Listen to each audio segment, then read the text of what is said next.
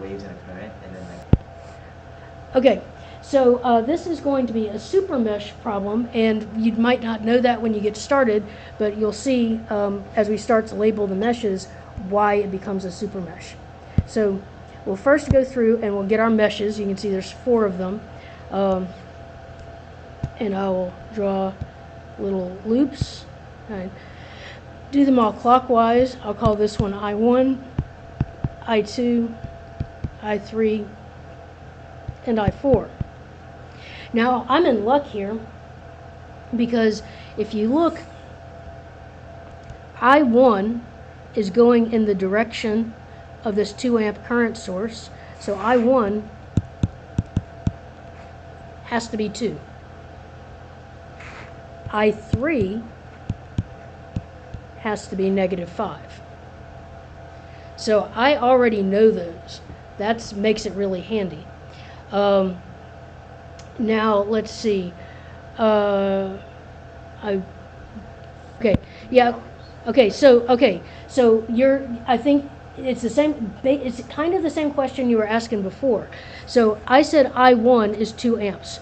I1 is 2 amps because I1 is just the current on this side. The current through this branch is not I1. The current on that branch going down the middle here, that I is I1 minus I2.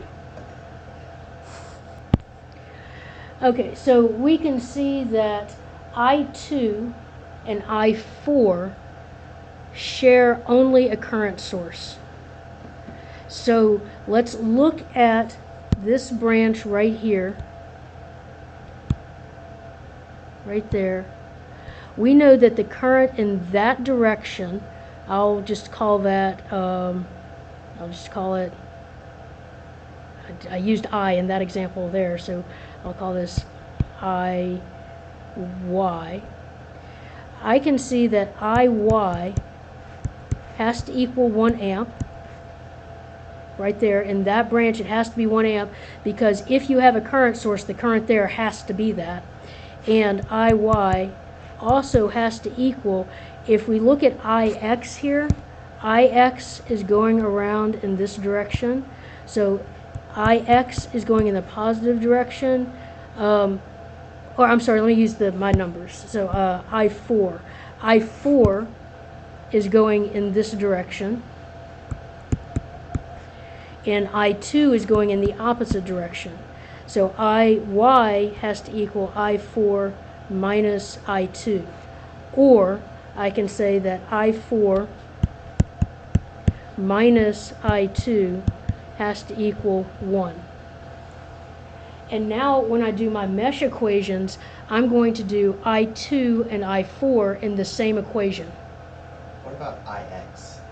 IX is what the problem is asking for. This is not one that I drew with my meshes. So what I drew with my meshes were I1, I2, and I3. When I finish my entire problem, I can say that IX actually is going in the opposite direction. IX equals minus I4. Because I4 is going in this direction up here, IX is going in the opposite direction. Now when I get down to this branch and this branch, remember it's not I4 anymore, it's a combination of I4 and other things, but up on the top it is just I4. Okay, so I don't really need to write an equation for I1 because I know I've got I1, that's taken care of. And then this middle mesh right there, I'll start going down there. So I would have 5 ohms times I2 minus I3, and then I come around on that side plus 3 ohms times I2 minus I1, and then I'm going to keep going. I'm doing my I2 mesh and my I4 mesh together. That's my super mesh. So I keep going up on I4, and I have 10 times I4 because that's just I4, and then that's it. I don't have any more resistors, so I'll just go ahead plus 10 I4 equals 0. And then while I'm here, let me replace what I've got with values if I have them.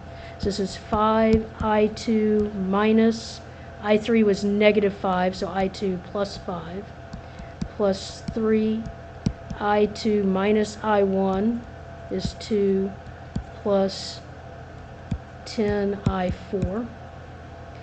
And then the only branch I have left, actually I probably have enough at this point. I do. So I could do I3, but I don't think it gives me any extra information. But we'll do it any. We won't do it because we know what I3 is. We already have an I3 equation. When you have a mesh that has a current source in it, then you are, if the current source is a branch that is that mesh current all by itself, you've got the whole equation. If it's a branch that's being shared by two, then you've got a super mesh. So I now have two equations and two unknowns. So I have negative I2 plus I4 equals 1. And then I have, this is 5i2 plus 25 plus 3i2 minus 6 plus 10i4 equals 0.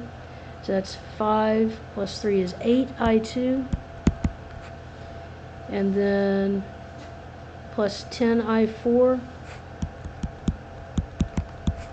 And then I have plus 25 minus 6, that's 19. Take it to the other side, is minus 19.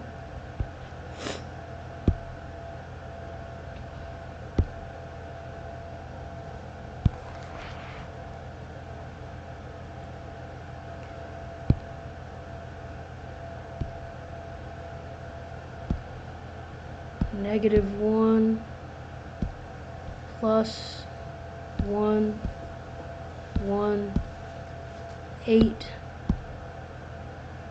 plus 10, negative 19. And so I get I2 is negative 1.611.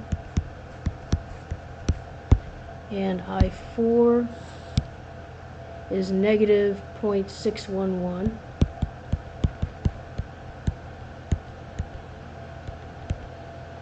And then what is IX? IX was minus I4, so IX is positive 0.611 amps. Just to see if this works, let me take let me look at, I know IX, we said this current was 0.611. Let me see what this current is right here. That current, the current going down the 5 ohm branch would be I2 minus I3. And that would be I2, we said was negative 1.611 minus I3, so plus 5.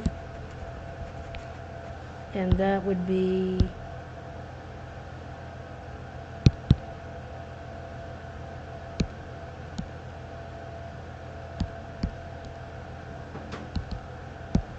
$3.389. And let's just see if that makes sense.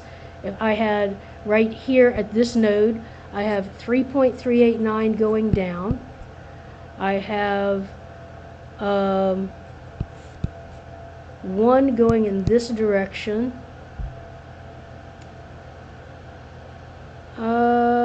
I don't know what this current is, but I can find out. If IX is 0.611, and I have, at this node, I have 5 amps going up and 0.61 going this way, then this one has to be 5 minus 0.611.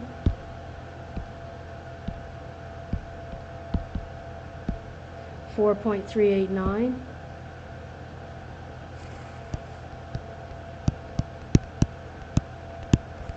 So at this node, I have 4.389 going this way, 3.389 going that way, 1 going that way.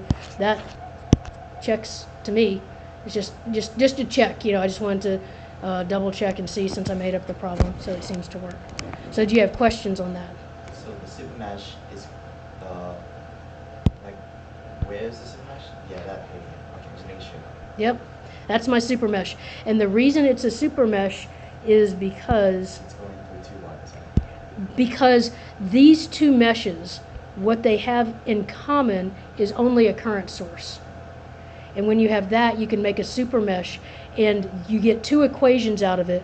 One equation is that current source, whatever the current source is going to equal one of the currents minus the other one.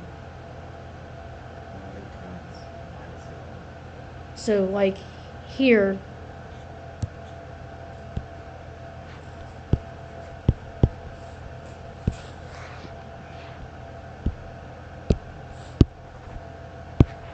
I called this one I4 and this one I2, and this was 1 amp.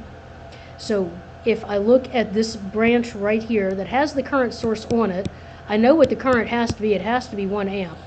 But I have it with I2 going this way and I4 going this way. So I know that I4 minus I2 has to equal 1. Oh, okay. Okay, so that's one of my equations. My other equation I get from going around